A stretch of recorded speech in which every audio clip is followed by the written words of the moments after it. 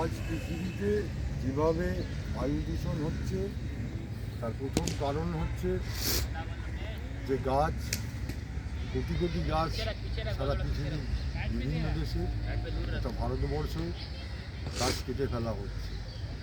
আমরা সমগ্র মানব জাতির কাছে আবেদন রাখছি, আপনারা যেখানেই গাছ কাটবেন তার প্রতিবাদ করবেন এবং গাছ লাগানোর অনুরোধ করবেন। একমাত্র পৃথিবীকে গাছই বাঁচাতে পারে। গাছ আপনার বায়ু দূষণ গ্লোবালি থেকে আরম্ভ করে বৃষ্টির জলকে নামায়, জলকে সংরক্ষণ করে। গাছই হচ্ছে পৃথিবীর প্রাণ।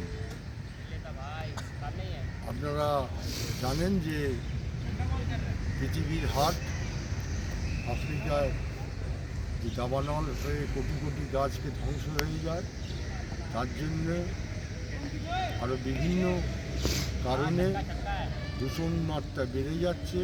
আমরা শ্বাস নিতে পারছি না। দিল্লিতে দেখেছেন স্কুল কলেজ বন্ধ করে দিতে হচ্ছে দূষণের জন্য।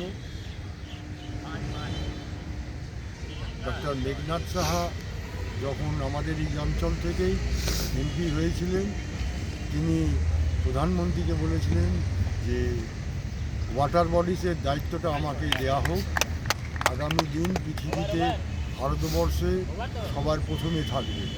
আমি অনুরোধ করছি, বৃক্ষ রোপণ করুন এবং বৃক্ষকে বাঁচান এবং বড় করুন। তাহলেই আমরা এই দূষণমুক্ত পৃথিবী পাব এবং যত দূষণ বাড়ছে তত রোগও বাড়ছে।